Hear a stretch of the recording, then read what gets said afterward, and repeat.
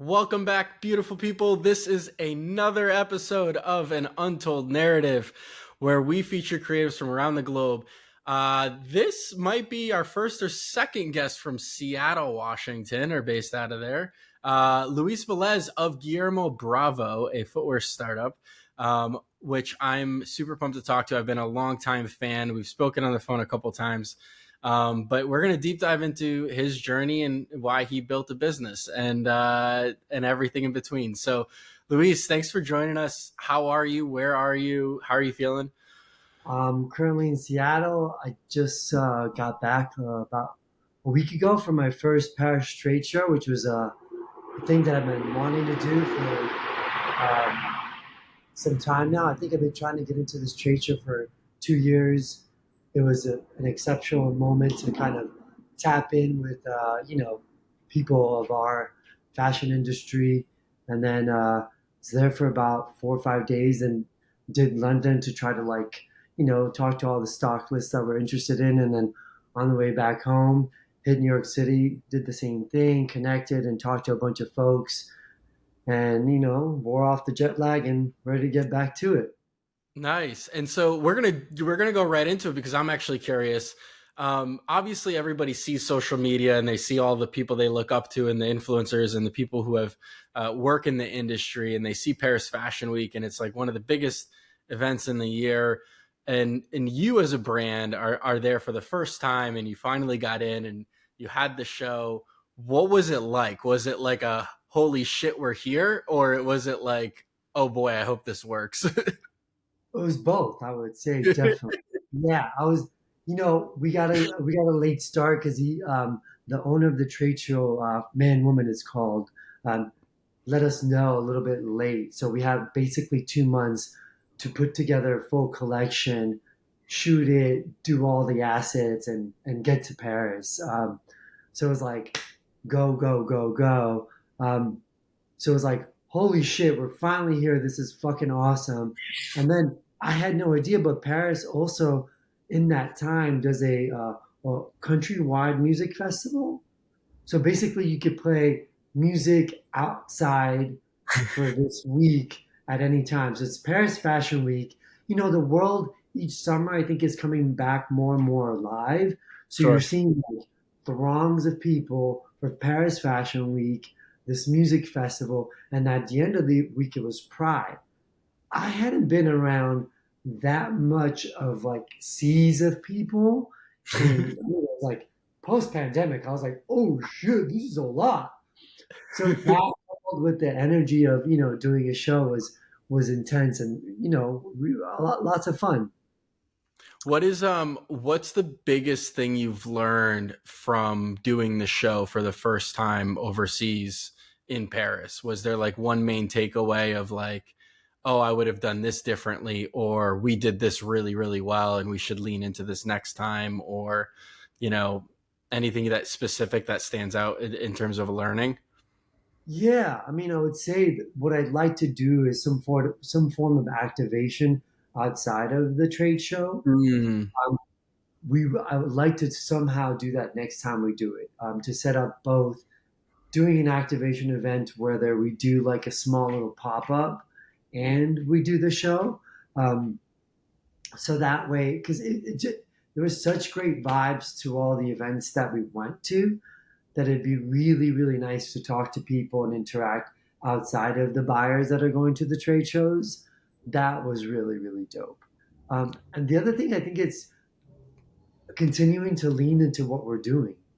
Like, we're very specific. We do a lot of like, our influence is like tech and street, but I've been doing a lot of tailoring stuff. We've been doing a lot of, our blazer has like 58 pattern pieces. So like it's definitely on the creative kind of subtle avant-garde kind of stuff. And what we got, people are like, oh wow, man, you're really specific. And I was like, excellent. I'm glad because I want to continue leaning into this and just, continuing to be yourself. yeah, I love that, and definitely I think as many years as I've been following the brand, what's been cool is the progression in the product, and I've seen it, especially the it feels like the apparel's really elevated itself of late, and so it's fun to watch that journey, especially getting positive reception from people in Paris, and so. It must have been a feel good moment too, to like get like a little bit of gratification from other external parties. Yeah, yeah, to get those Parisians to be like, "Hey man, what you wearing? What is that? This is my stuff." They're like, "No, no way, man." You're like, "Yeah, no, head to toe." I was, I get the pleasure of saying, I made everything except my underwear." And they're like, "No." And you're like, "Yeah, man, the socks, the sneakers, this is all me." They're like, "Whoa, bro, you're really into something." I'm like, "All right, cool, we're doing it." And then it's like, continuing to do that every season thoughtfully, so that bigger and bigger kind of things start to happen for the brand. Yeah, I mean, what an amazing statement. I've made everything except my underwear. That I've never heard that before, and that needs to get clipped. Uh, Um, and I just want to say for the audience who's unfamiliar with your brand, Luis did end up sending me a couple pairs of socks of theirs, and I have to say they're by far the most comfortable sock I own. And probably will ever own. I mean, I can't wear them in the summer because they're a little on the thicker side, but like my god, are they so incredibly comfortable. So I don't know what you did, but you've done it. I mean, shouts out to Santa Cruz, California. That's who makes them. They really, Wow. yeah. No, I think it's important as somebody who's obsessed with fashion and making, very nice stuff to have quality. Like I'd rather take my time and find somebody who's doing great stuff, trying to find it as close as possible to where we live, so that we're not shipping stuff super far away and just do rad shit. Yeah, I love that. And so let's go back a little bit, right? So Guillermo Bravo's been around. Why did you start the business? What were you doing beforehand? Were you working a shitty 9 to 5 and you just woke up one day being like, fuck this, I'm going to start a fashion brand? I always say it was not supposed to happen. It's not. This is not a thing that was. I was obsessed with fashion since I was in middle school. I'm Latino. When I came to the States, I had a little bit of a little self confidence issues, just because the transition to coming to the America was a little tricky. I grew up in Miami. I came to Miami when I was 8. My sister and my brother both kind of picked up academics a lot faster. I had a little trouble with it. I was getting into trouble early on. Um, got grounded for an entire summer, picked up basketball. With basketball, became a huge passion of mine. I did it like 7 days a week, 12 hours a day. With that, comes footwear. You become obsessed with footwear and what are kicks like. And I always just kind of from there stemmed into going to thrift stores and, finding cool stuff. And then, Mm. you find an outfit for like $5, go to school, and people are like, "Oh, you look so rad. What is that?" And then you're like, "Oh, really? I look rad?" And then it's just like this kind of armor that helped build my confidence. And so I was like, best dressed from like middle school to high school, but never really thought about it as a career. Nobody in the realm of where I lived and what I did was as obsessed about it and or did it or explored it outside of making stuff. And literally, here in Seattle, I was at a friend's house, and it's one of those friends that you find that is just like super kind and sweet. You go to their house and you're like, "Bro, this is your crib? Like you live here?" And he's like, "Yeah, why?" And I was like, "Wow, this is like a ridiculous house." He's like, "Yeah, man, whatever." And I didn't realize that he was like a serial entrepreneur, because he was just like such a sweet, kind homie. And I was at that party talking shit about fashion and sneakers, and he turned around. He's like, "Bro, you should do this." And I was like, "What are you talking about?" He's like, "You should have a sneaker brand." And I was like, "Dude, you are drunk, because I don't got the money for that. I didn't go to school for this. And that's just crazy." He goes, "You should do it anyway." And I was like, "Whatever, okay."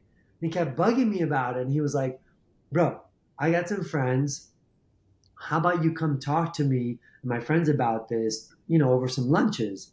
And I was like, "Wait. So you pay for fancy lunches? I talk shit about fashion and footwear?" He's like, "Yeah." I was like, "Bet, let's go." Yeah, I'm in.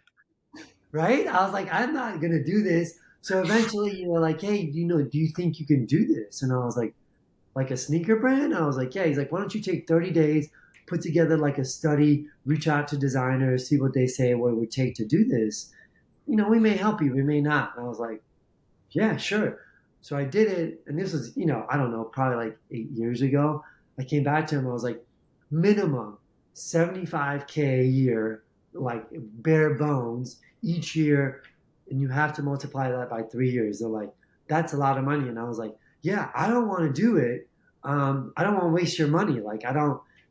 And I think what started happening little by little, because we're trying to do other stuff. They're like, well, Mhm. I was like, I came up with the idea before like goat and all that stuff was there. I was like, how about we do a resale? They're like, oh, there's not that much, in the market to do that. And like years later, they're like, we're so sorry.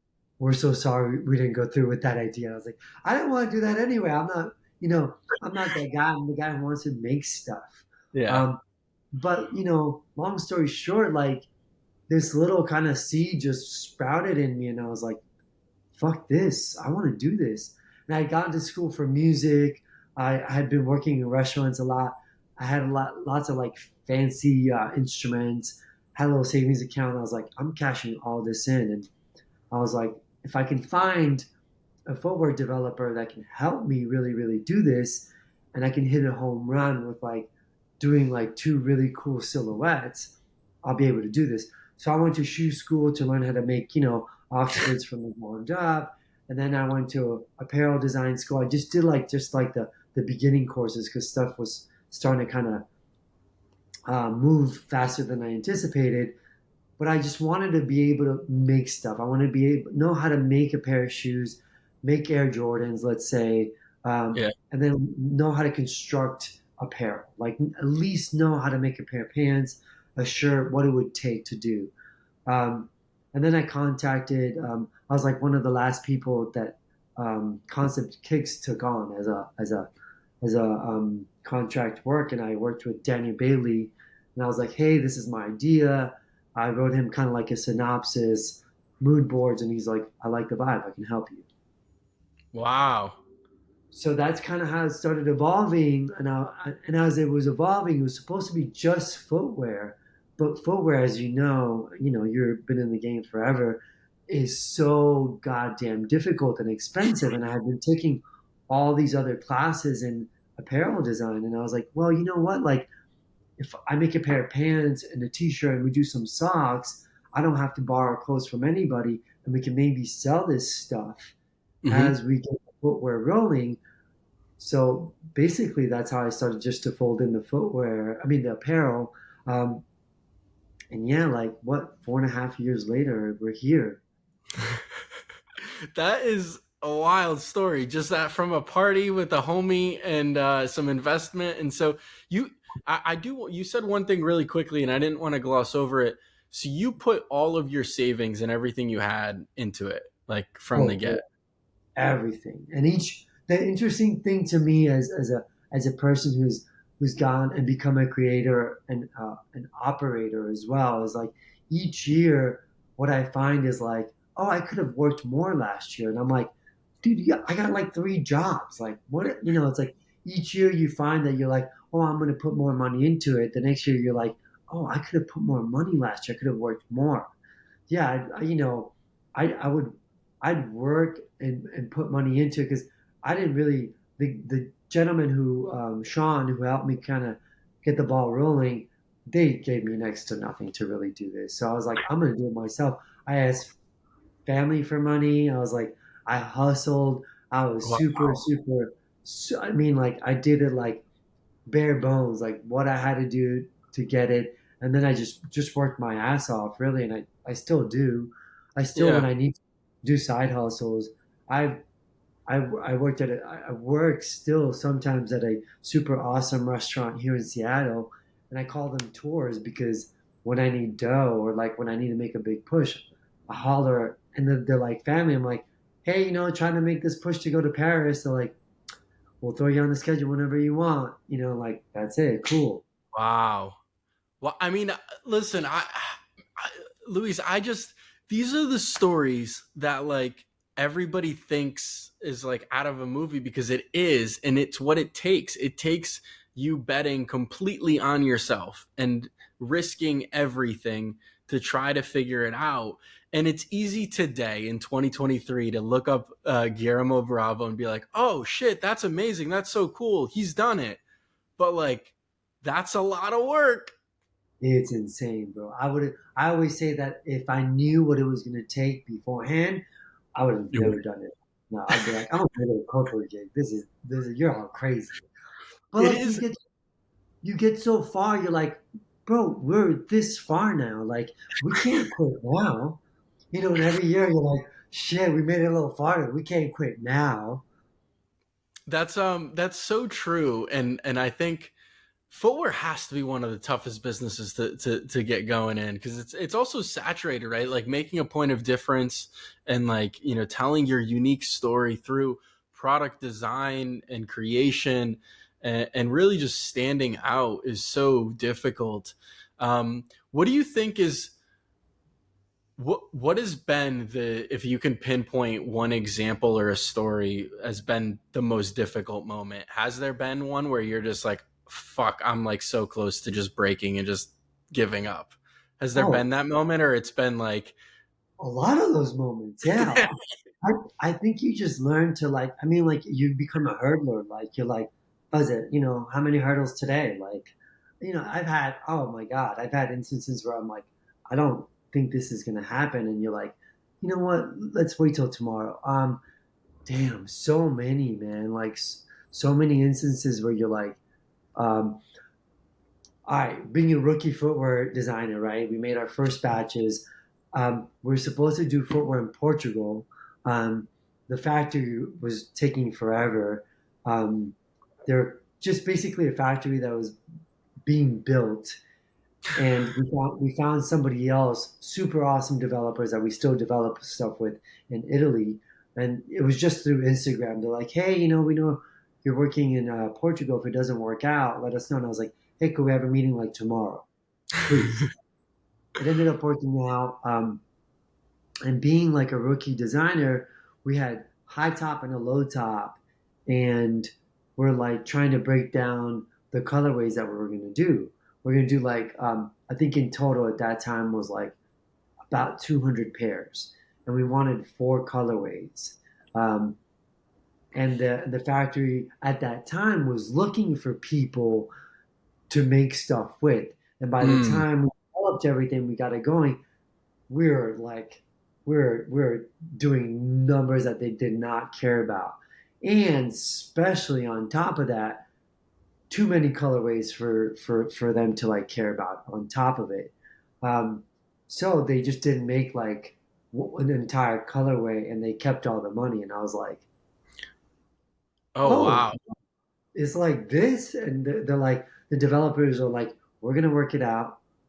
Don't worry, the shoes will not be made. But these, so we had done pre-sale, so people were waiting for this special pairs that we were doing just like 15 or 20 of, and they had paid extra money for those. And I was like, I think I quit, man. I can't do this no more. It's just stuff like that you're like, dude, we're gonna get through it. It's gonna be fine. And it's not. It's that grit almost that you're so kind of used to it that you're like, hey, that's nothing. Like it's gonna happen to us all the time, and you just got to be like, how are we gonna work around this?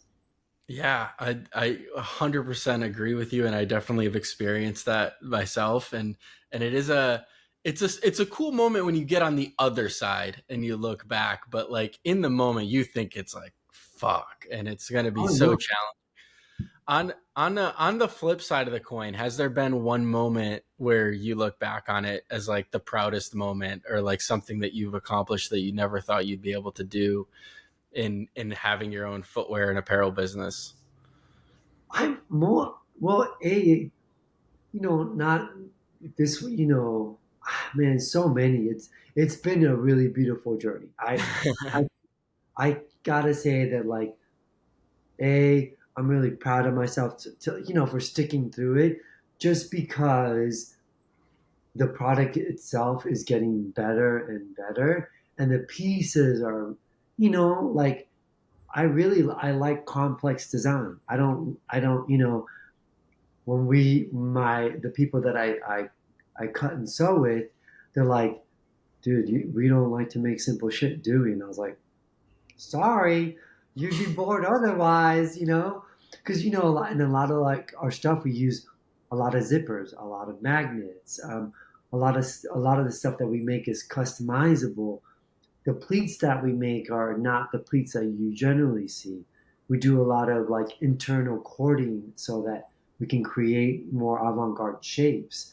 So just stuff like that I feel like we do engineering, and Mm. we play out these ideas in apparel, really, and we play out these ideas in footwear. So it's like being able to do that for work it's pretty fucking awesome.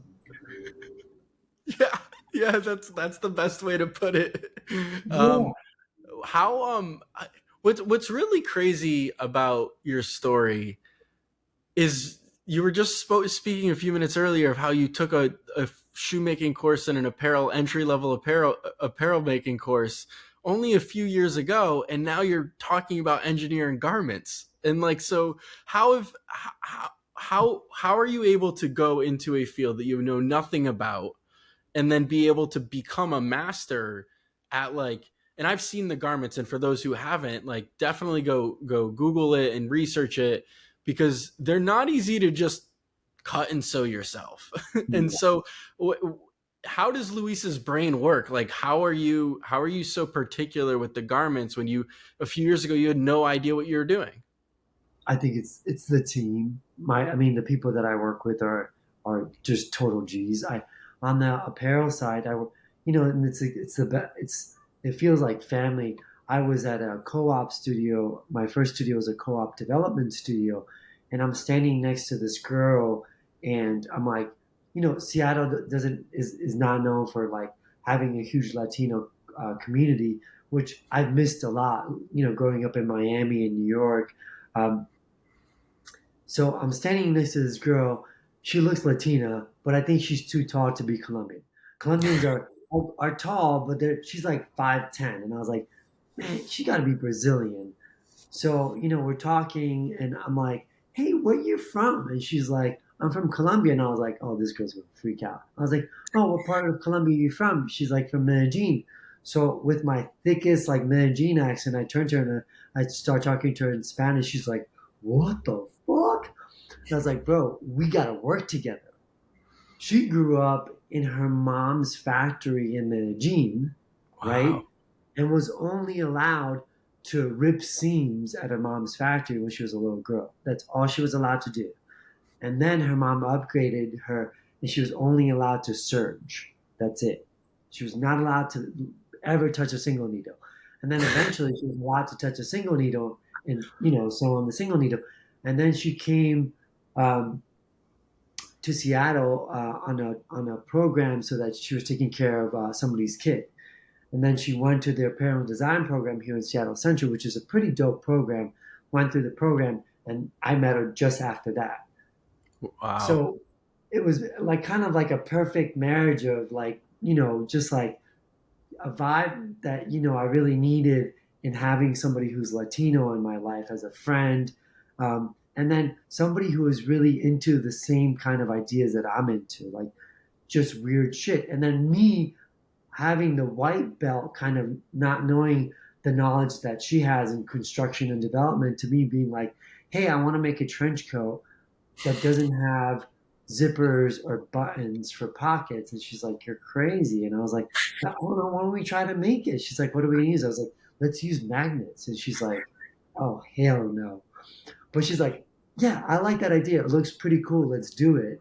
And then slowly us kind of developing this language around that idea of like making avant-garde pieces that have subtle tech that's woven in, but it's not like per se acronym, as beautiful as acronym pieces are, right? It's Yeah. more like a more kind of tailored vibe. And then little by little developing that language as a brand. Luis, this is beyond imagination how amazing of an episode as this was going to be, and we're definitely not over yet. I do need to like ask you, so at the core of it, so many people have an idea and it's the execution that they never go through with, right? Everybody's got a million ideas, but Yep. nobody follows it up with action. So why do you have that inherent ability to have this creative idea and this creative passion and then being like, fuck it, let's figure it out? Like, where does that come from? Why are you the way you are? Basketball and grit, man. I don't, anybody who's played any sport, I don't know. Coming up, trying to learn how to play basketball in Miami, where there's like, uh, I don't know, too many incredible athletes, and I was, this body was made to be a soccer player. I was not. I should have gone that realm. I was terrible, terribly slow, and had credit card vert compared to the people that I played with. But and I couldn't really kind of verbalize this when I was young. I knew when people's will would drop off in their eyes when I was on the court. I could see I could see them mentally give up, and I was like, cool. If I just hang on, we could do this. And I think that taught me a lot because at first I didn't do well in school. I was a terrible student until I got to college, but basketball taught me a lot, and it was like simple lessons is like I always would like, kept this secret for a long time, but when my friends would leave to go home, I'd be like, I'm just going to stay an extra 5 minutes. It's all, like, I don't want to go home just yet. But I would like hit a clock and be like, I'm staying 30 minutes. I'm pulling out chairs and pretending they're like defenders.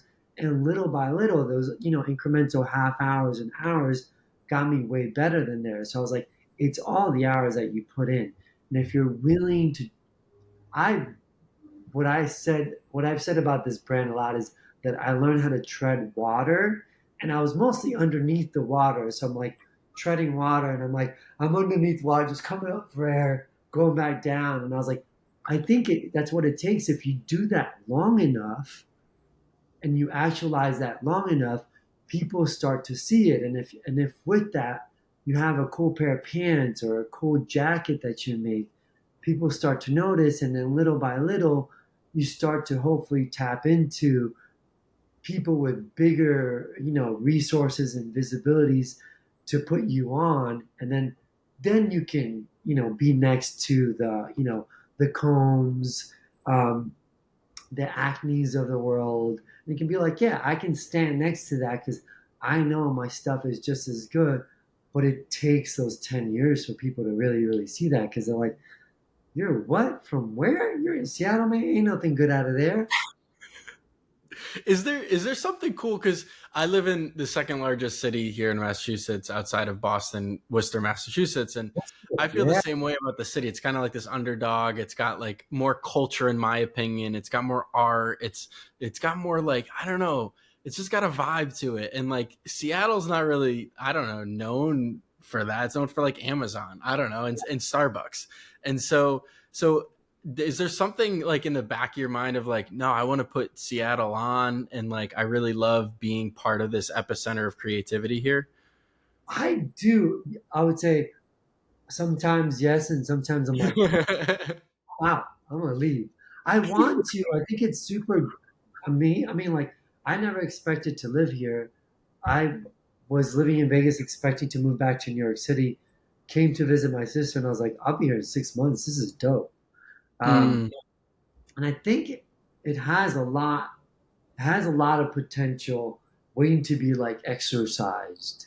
It definitely does. It's an incredible city, but I think it's so well dominated by tech that it's hard to like really kind of reach across to really get at the fashion and art scene. There's incredible people doing both here, um, but it's kind of overshadowed by the tech scene that made Seattle what it is. yeah, that's But cool. Well, we'll see what's in store as you progress your brand and as you build for now out of Seattle, and we'll see what happens in the future. And speaking of the next couple years. You mentioned the seasons of the fashion industry, and learning from the past season, and leaning into the next one, and applying everything in your point of view.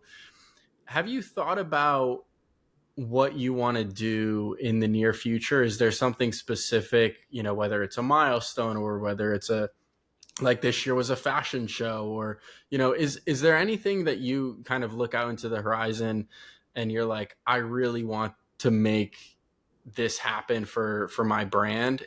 Or do you think just short term, day by day still, and trying to lift your head above that water?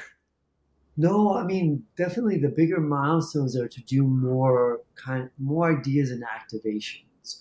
Hmm. 'Cause in the end, I feel as a brand, we're really great storytellers, and there's really, I don't know, really incredible ways to join up with other people and do some really interesting stuff. My current studio is in an old boat factory here in Seattle, and it's super gorgeous, the actual building in the boat factory.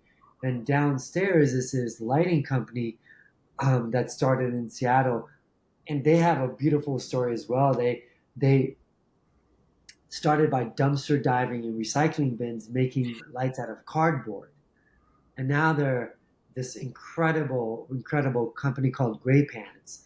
So like, doing activations and installations with them, we're kind of doing artistic things. We're working actually right now with a couple of different companies, Gray Pants uh, being one of them. Also Finn, which is a incredible Scandinavian modern design furniture company, and then a improv company, and then also a company that puts on shows more related around dance. So I want to do a big immersive install, and actually is inspired by my year going to UMass at Amherst. Um, Sandy Skoglund, I think she's from Massachusetts. She does these immersive installations where she does like basically the furniture in the entire room is one color that's monotone, and then she'll throw in like goldfish that are like orange, and it's beautiful. So I'm working together with this team to do this install in the studio and to do an improv session in there that should be pretty amazing. Wow. um, yeah, and I think there's new spaces that I think we're trying to fortify, where we're doing kind of these mergers of where, fashion meets installation meets design, where I like to collaborate with a lot of really different people who are doing interesting stuff, and I'd like to continue to do a lot more of that. Yeah. Do you think at this point there's anything that you can't do? Man, I just stay hopeful, man. I say hopeful and positive, and I think it's like you have an idea, right? And it could be an idea that you just kind of have to gestate for a little while, and it could be a year, it could be 5 years, and you're like, we're gonna get to this, don't you worry. It might take half a decade, but eventually it'll come around. And I've had the idea of doing an install, with like that kind of sandy vibe for years. I've been wanting to do that, and finally people are like, oh yeah, let's do this. This is gonna be legit. I'm like, all right, cool. That's really, that's a great way to put it. That some ideas do take longer to develop, and it's just a moment in time that fits, versus trying to rush through it. Today, present day, are you happy? Like, are you stoked to wake up every day? Yeah, man, mostly I would say some days are trickier than others with like trying to navigate the landscape of what we're trying to do. You definitely have your days that you're like, bro, this is tough. And I think the economical landscape also trying to be like a new brand, acquiring, new stock lists, trying to figure out production for everything and all these moving parts. You got to be honest with yourself, and there is some tough days, but I always say this is it's like I'd rather do this now while I still have like that kind of like internal combustion energy to do it. I was like, there at any time I could go work at Brooks. At any time I could go work at Nike or do something cool for like Amazon even. But I was like, for now, like if it's still kind of in me to want to do it and I still have ideas that I haven't been able to fulfill, like I'm gonna push. I love that. I hope you keep pushing because it's been an exciting journey to watch from afar. Luis, I got a couple more questions for you. One, if anybody's still listening and you're not interested in looking up Luis or his brand, you're definitely missing out. But where can people find you? What's the best way to reach you if they're interested in following up Oh yeah. or the brand's website? Plug yourself away. It's at Guillermo underscore Bravo underscore. So it's GUILLERMO underscore Bravo underscore. And then website is guillermo-bravo.com. Amazing. And definitely people go check it out. Closing tradition on this podcast, because I believe in giving people flowers, is if you could pick one, two, a handful of people, family members, friends, maybe an investor that you met at a party, but who has been there for a pivotal moment in your path so far in your journey that you wouldn't be where you're at today without, and somebody who's really just stepped above and beyond imagination to help you, because I think anybody who has any sort of success didn't get there themselves. There's always at one point or another somebody who helps them out. So who would you give flowers to? Fuck, there's a lot of people. I mean, in the footwear realm, Shoe Jones, Who's a uh, past guest on this podcast? yeah, um, who The definitely, legend. yeah, he's an incredible human being, a great friend. Um, Juliana Londoño, who's been there through me and my crazy ideas and has helped, really kind of help me realize those ideas. Um, Bill, True, who's definitely thrown a little bit of investment our way and has helped us, do a lot of things. Sean Clemens, who, helped me kind of germinate this idea of what Guillermo Bravo is now. Yeah, I'd love to send a lot of love and hugs to these wonderful people. Amazing. Yeah, that's awesome. And it sounds like you have a great ecosystem around you today, who really helps maximize your efforts and your product. And definitely people go check it out. Definitely support. I think one of the cool things we do on this podcast is we try to highlight these unknown stories of independent artists, creators, brands, who are doing things differently and build amazing products that, yes, it's easy to fall in the trap of buying the legacy brands because that's what everybody is wearing. But there's cool shit being made with the independents too. So, Luis, this has been incredible. Thank you for hanging out with us and sharing your story a little bit with everybody. Oh man, anytime, man. It's lovely to talk to you, and you're always inspiring us with your crazy, crazy miles, man. All the miles you've been running. That's super impressive, man. Thank you. I appreciate you.